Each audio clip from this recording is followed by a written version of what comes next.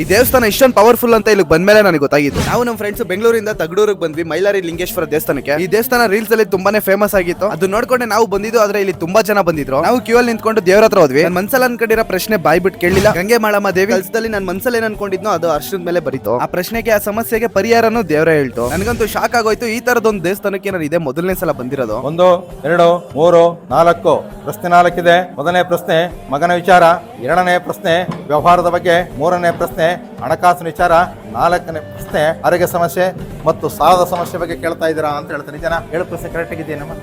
ಇದಕ್ಕೆ ಪರಿಹಾರ ತಾಯಿ. ಇಷ್ಟು ಸಮಸ್ಯೆಗೂ ಕೂಡ ಅಲ್ಲಿ ದೂತ ಪತ್ರ ತಡೆ ಹೇಳ್ತಾರೆ. ಆ ತಡೆ ಯಾವ್ದು ತಿಳ್ಕೊಂಡು ಬಂದಿಲ್ಲ, ತಡೆ ಕಟ್ಟ ಹೊಡ್ಸೋ ಒಂದು ಅರ್ಕೆ ಕಟ್ಕೊಳ್ಳಿ ಕೆಲಸ.